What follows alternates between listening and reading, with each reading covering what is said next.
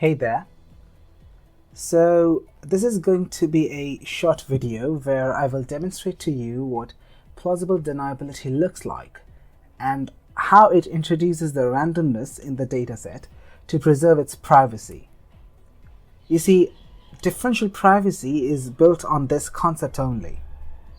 So I want you to imagine that I'm going to ask 10 people a private question which, when answered truthfully, may jeopardize their integrity and lifestyle. For example, if I were to ask them, have they ever committed a heinous crime, like let's say, have they ever cheated on their taxes? Now, people who have cheated before have every reason to either not participate in the survey or just lie.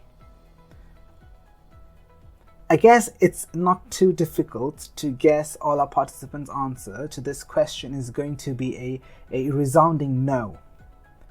But what if there were a way to learn about the statistics of the population while preserving their individual privacy?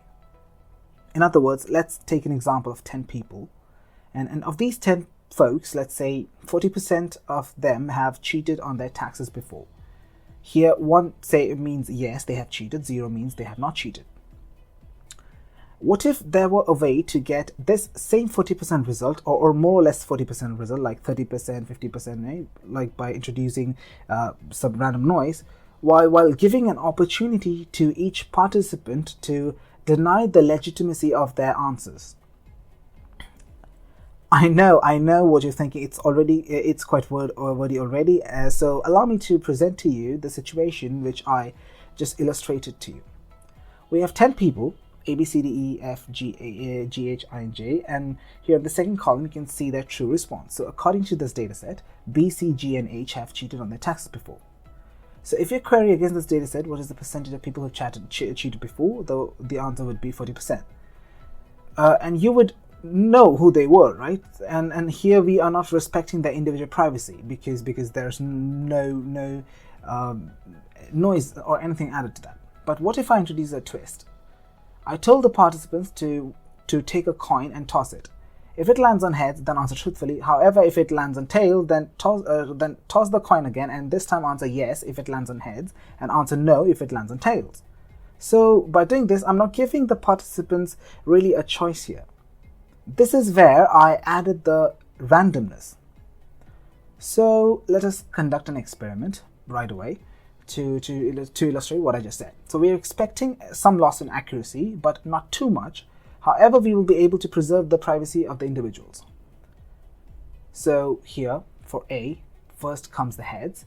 So no reason to go for the second coin toss, because it's heads. So A has to answer truthfully. I hope you remember our protocol. So the response is going to be the truth, like 0. No, I haven't cheated. For B, the coin toss, heads again. No need to go for the second coin toss. So again, the person will respond truthfully. For C, let's see what happens. Again, heads. Okay, we don't need to go for a second coin toss. So this time also the response is going to be a true response. For D, it comes tails. So according to the protocol, we'll have a second coin toss, and we again got tails. So this time the person has to say 0 or no, irrespective of their true response. For E, again we got tails.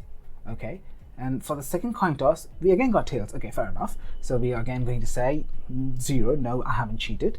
Okay, for F, let's say we got tails in the first coin toss, and we got heads. Okay, so according to the protocol, we're going to say yes, I have cheated before, regardless of what the true answer was. Same goes for G, tails. So the response is going to be 0. No, I haven't cheated before. So this thing will go on till for H, I, and J as well. Okay, so let's see. So I would just want you to focus on F while the other thing is happening. Like the first coin toss was tails for heads, tails for F, and second coin toss was H. So the answer for F answered 1 as the response, regardless of what the true answer was. Same goes for H, I, and J. So as you can see, for J we got tails, and for the second coin toss also we got tails, so the answer is going to be 0, like this thing. So as you can see, these are the responses, and if I were to run the same query again, like what is the percentage of people who have cheated before, this time I'm going to get the output as 30%. So sure, this is not accurate. There is a loss of 10% accuracy, and that is attributed to the addition of noise in the form of coin toss, but you have to appreciate the privacy of each individual participant is preserved by the introduction of this noise.